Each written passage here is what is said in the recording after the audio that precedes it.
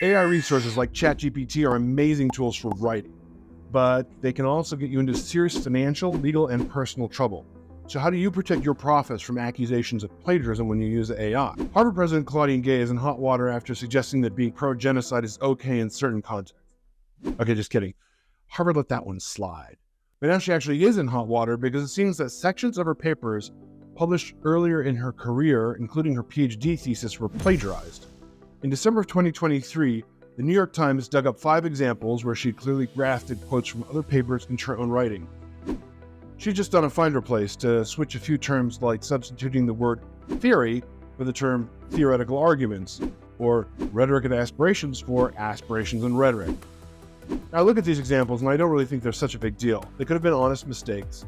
The genocide thing seems more important, but I guess the Harvard Board of Trustees disagrees with me on that one. Also, the papers she was writing weren't necessarily the most groundbreaking things ever. I mean, she's not claiming she found a new way to split the atom or cured cancer.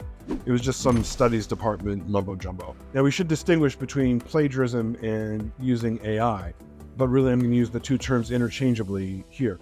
Plagiarism has been with us for hundreds of years.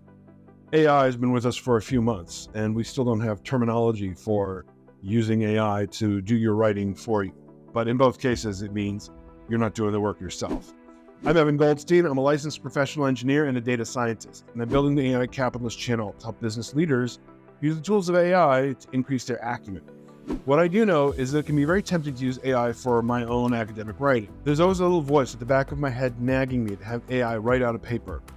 I could just use MS Word to do a find replace in a few terms, right? Maybe the AI checking bots won't catch me, but reality is more complicated. The first thing that an AI plagiarism checking app looks for is the length of your sentences. This is called the burstiness. When you're talking or writing, you generally vary your sentence length. Some sentences are short. Some sentences are long-winded, wordy, and just go on and on and on. But when AI generates text, the sentences tend to be of equal length. So that's a first red flag. The second is perplexity. This is more about how predictable your sentence is. For example, if I said, I couldn't get to sleep last, what's the next word? It's night, of course, right? This is how large language models work. They just pick the most likely next word in a series of words to complete a sentence. So if you have too many predictable sentences, it starts setting off flashing red lights in the AI checker. If you said, I couldn't fall asleep the last time the Giants were in the playoffs, well, the Giants are almost never in the playoffs, so that's a very uncommon sentence. It has a much higher level of perplexity. AI checkers are something like 60 to 90% accurate. Even if you're accused of using one and you know that you're innocent, you should be able to fight the accusation. But there are some business cases where using AI could have serious financial consequences and destroy the value you provide your clients. And if you feel that you're gaining value from this video, I would urge you to hit the like button. Pressing like helps spread this content to others. It lets me know that I'm making content that is valuable to you, and I thank you for it. Now here I will mention something that I've experienced in my own use of AI for this channel. When I'm out reading articles in different periodicals, news sources, a lot of times I'll see something that I think would be good to share with the channel.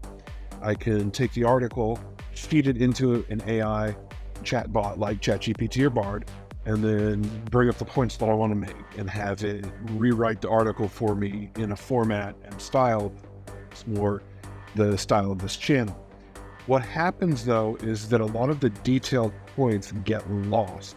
As the AI recites something back to you, it recites it in a simpler, less complicated form that kind of misses the main point. Imagine you took an image and then you started to reduce the color saturation more and more. And then you started to reduce the contrast.